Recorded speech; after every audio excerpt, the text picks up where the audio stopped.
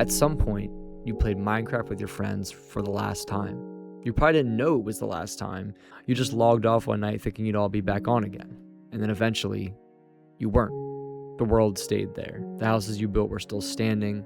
The items were still sitting in the chest, and everything was still waiting for you to come back. But you never did. And when I hear this music now, I'm not really thinking about Minecraft. I'm thinking about being younger, about getting home from school with nothing important to do, about how much bigger life felt when my biggest plan was figuring out what I wanted to build that night. None of it felt important while it was happening. It was just normal. And I think that's what makes nostalgia so strange. It takes these ordinary moments, things we barely noticed while we were living them, and turns them into something we would give almost anything to experience one more time. So how does something that felt so normal become so important years later? And why does the past sometimes feel better now than it ever did while we were living it?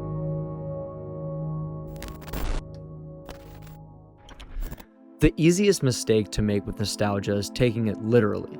You hear an old song and you think you missed the song. You open a game you haven't touched in years and you think you missed the game. You see someone post an old picture and suddenly you convince yourself that everything was just better back then. But if it were really that simple, we could just put the song back on. We could just load that game up again. Or we could just wear the same clothes, watch the same movies, and spend our time doing all the things that we used to do. And sometimes we try that. And for a few minutes it can even work. Something about it still feels familiar. Your brain recognizes the sounds, the colors, even the tiny details you thought you had forgotten. But it never feels completely the same, because the thing itself was only part of the memory. Minecraft wasn't happening in isolation. It was connected to where you lived, the people you knew, the amount of time you had, and the person you were becoming without even realizing it. The music remained the same. You didn't. And neither did the life surrounding it. And that's why nostalgia can feel so confusing. It attaches itself to things we can return to, even when what we're truly missing is something we can't recreate. A game can be reopened. A version of yourself can't. Not exactly, anyway. And I think that's why people attach themselves so much to certain years. You hear people talk about 2016 like it was a place we all lived in together. Like there was something in the air that just disappeared when the year ended. But most of the things that people loved then still exist. The songs are still online, the games are still available, and the movies are still there. You could spend an entire day recreating what you used to do almost perfectly, but it still wouldn't feel like 2016. Because what made that time special wasn't only what was happening around you, it was the way that you were experiencing it. You weren't listening to the music while studying it for clues about your past. You weren't playing a game because you desperately wanted to feel like yourself again. You were just there. The moment didn't have to compete with the memory of itself. But once a period of your life is over, everything inside it starts to take on more meaning. A bedroom stops being a room and becomes the last place that you've truly felt like a kid. A video game becomes connected to friendships, routines, and parts of your personality that you're scared that you might have lost. We use these things as symbols because symbols are easier to hold on to than an entire period of our lives. It's just easier to say I miss Minecraft than it is to explain every part of yourself that existed when you played it. And there's nothing dishonest about that. The problem begins when we mistake the doorway for the destination, when we believe that repeating the same activity should make us feel the same way again, and when it doesn't, when we start wondering whether happiness itself disappeared somewhere behind us. But before we can understand why recreating the past rarely works, we have to ask how clearly we remember it in the first place. Memory doesn't preserve every part of an experience equally. It chooses, it softens, it can turn an entire period of your life into a feeling that may be warmer than the life you were actually living. The problem with comparing your life now to the past is that you're not really comparing two equal things. You're comparing your life as it's happening, messy, unfinished, and filled with things you haven't made sense of yet, to a memory that's had years to become simpler. When people say they miss 2016, they aren't missing every single day of 2016. They're remembering a handful of things. Songs, pictures of people they don't talk to anymore, the way summer felt, a version of themselves that seems happier now, mostly because they can finally see that person from a distance. All of those separate memories slowly get folded into one feeling.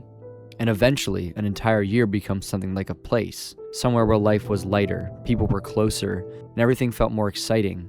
But while we were actually living through those years, they probably didn't feel that complete. There were still boring days. There were still things we wanted to change about ourselves.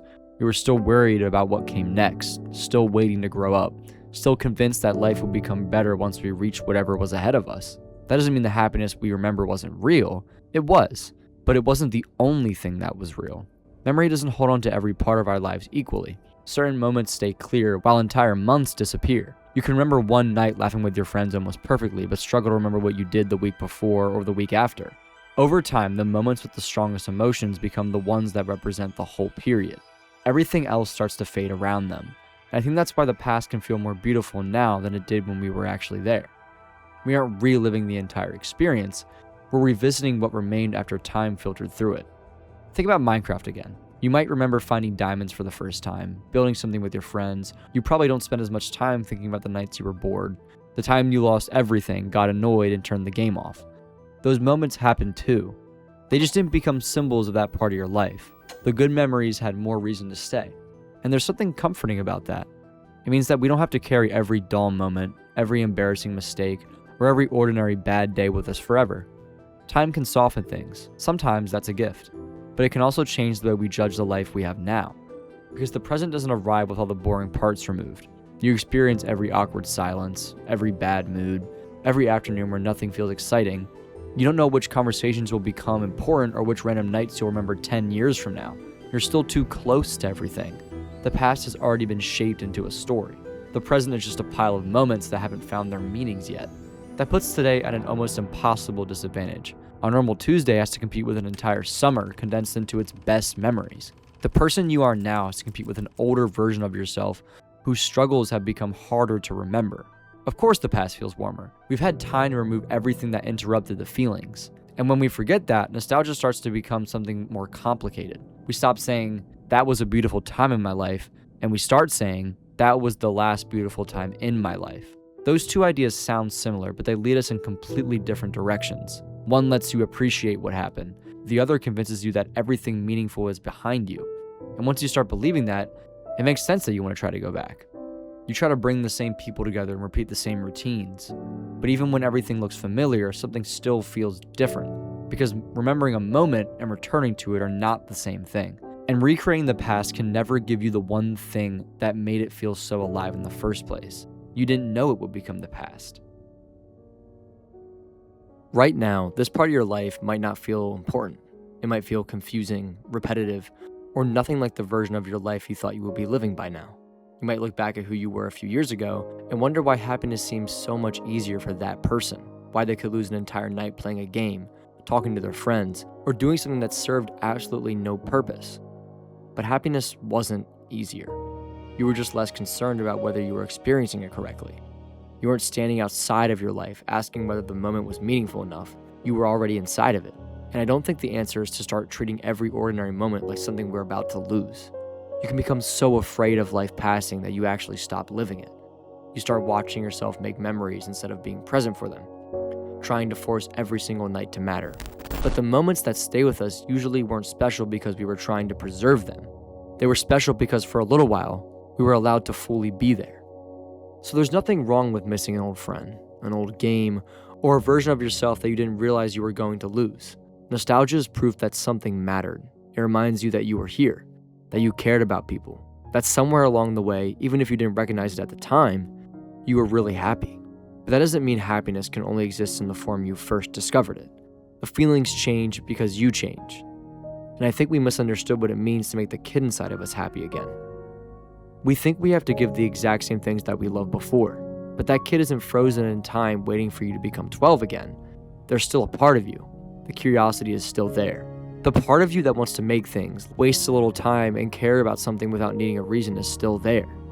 Making that part of yourself happy might look different now. It might mean trying something new and being terrible at it, calling someone you've been thinking about, or giving yourself a day where you don't have to turn everything you enjoy into work. It means learning how to carry them with you without asking them to lead you backwards, because you were supposed to feel exactly the same way forever. There are parts of growing up that hurt. People change, people leave.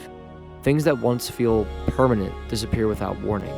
But growing older gives us the chance to discover forms of happiness our younger selves could never understand yet. New friendships, new places, new reasons to wake up excited. Even if they don't feel as powerful immediately, they haven't had enough time to become part of who you are yet. And that is why we have to make room for them. Not by forgetting the past, not by pretending we don't miss it, but by refusing to believe that the best part of our lives have already happened. One day you might hear a song you listen to now and suddenly remember the room you're sitting in. You might miss people you currently assume will always be around. You might look back at the version of yourself watching this video and wish you could tell them that their life was still worth noticing. Not every moment will be a good memory, and not every year will be the best year of your life. But you can't know which parts will matter if you spend all of the time wishing you were somewhere else. So visit the past when you need to. Open that old world. Listen to the music. Remember the people that you built it with. Let yourself feel everything that comes with it. Just don't stay there so long that you forget there are still things left to build. Because it's okay to miss the good old days. It's okay to love the person that you used to be. But happiness doesn't have to look the same forever. And moving forward doesn't mean leaving that person behind. It means making room for who you're becoming. The world you built may still be waiting exactly where you left it, but your life isn't. And as much as we want to go back, life has always been asking us to move forward.